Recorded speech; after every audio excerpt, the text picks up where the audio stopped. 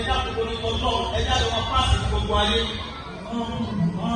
Gbogbo àwọn ọ̀dọ́ àpá bíi èmi táǹbẹ̀ láyé lẹ́yìn. Ìsìlámù pàdé lọ́wọ́ wa kò dá sí.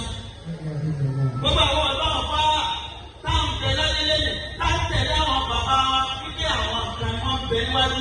Àwọn táà ṣẹ̀ṣẹ̀ ń bọ̀ lẹ́yìn ọlọ́mọ bí ìsìlámù ti lọ wa lọ. Kí ni lẹ́sẹ̀ tí a ní wípé lánàá rí níbẹ̀ ẹ̀ta à ń ṣàdúrà wípé ọlọ́mọ gba ọtí mímu lọ́dọ̀ àwọn ọ̀dọ́ àpá òun ti wá burú jù bẹ́ẹ̀ lọ ọdún tí mo kóró rájò.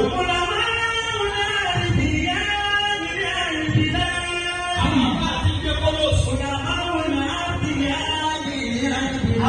àbá àti mú rẹ̀.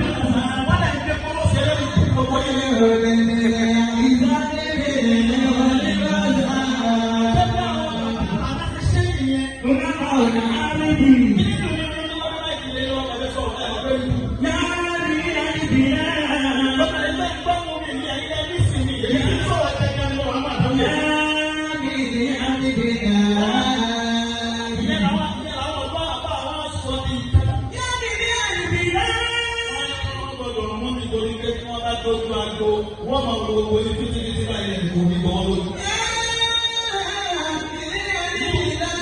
Yíwo ni wọ́n lè tẹ́kẹ̀ sọ̀rọ̀ lọ.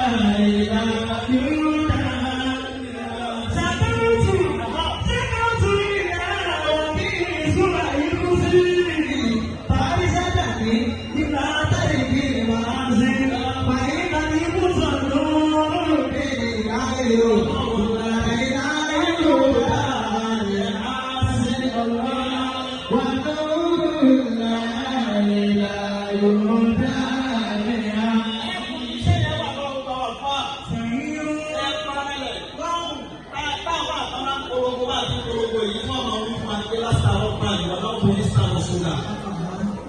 Wàhálà wọn pọ̀. Wọ́n tí ẹ bá sọ wọn nìkan là ń lọ wí tẹ́lẹ̀ ló dúdú àìtètè wí bá àyínà rẹ̀ níbi ìtọ́wọ́ ti pé bọ́sọ̀ wọn lọ lójú.